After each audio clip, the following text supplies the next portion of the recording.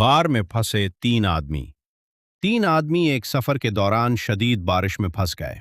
बारिश से बचने के लिए वो एक गार में दाखिल हो गए, लेकिन अचानक पहाड़ से एक बहुत बड़ा पत्थर गिरा और गार का रास्ता मुकम्मल तौर पर बंद हो गया।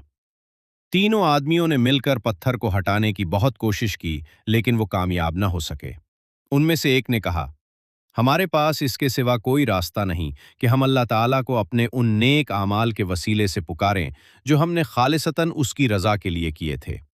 पहले आदमी ने कहा, ए अल्लाह, मेरे बूढ़े वालदैन थे। मैं हर रात अपने बच्चों को खाना देने से पहले अपने वालदैन के लिए दूध लेकर आता था। एक रात मुझे देर हो गई और जब मैं घर पहुंचा तो दोनों सो चुके थे। मैं दूध का बर्तन हाथ में लिए उनके पास खड़ा रहा और पूरी रात इंतजार करता रहा, यहां तक कि वो बेदार हो गए। फिर उसने दुआ की, ए अल्लाह, अगर मैंने ये काम सिर्फ तेरी रजा के लिए किया था तो हमारे लिए इस पत्थर को कुछ हटा दे। पत्थर कुछ हट गया, लेकिन गार से निकलने का रास्ता अभी भी बंद था। दूसरे आदमी ने कहा, ए अल्लाह, मैं एक औरत से बहुत मोहब्बत करता था।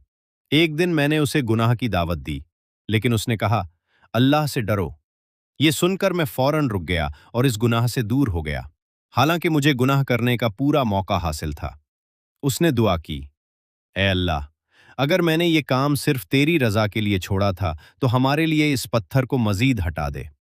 पत्थर दोबारा कुछ और हट गया, लेकिन रास्ता अभी भी मुकम्मल तौर पर नहीं खुला था। तीसरे आदमी ने कहा, ए अल्लाह, मेरे पास एक मजदूर काम करता था। वो अपनी मजदूरी लिए बगैर चला गया। मैंने उसकी मजदूरी महफूज रखी और उसे कारोबार में लगा दिया, यहां तक कि उस माल में बहुत इजाफा हो गया। कई साल बाद वो मजदूर वापस आया और अपनी मजदूरी मांगी।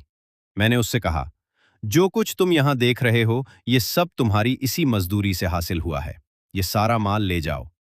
मजदूर ने हैरत से कहा, क्या तुम मेरा मजाक उड़ा रहे हो? मैंने कहा, नहीं, यह हकीकत है। वो शख्स अपना पूरा माल लेकर चला गया।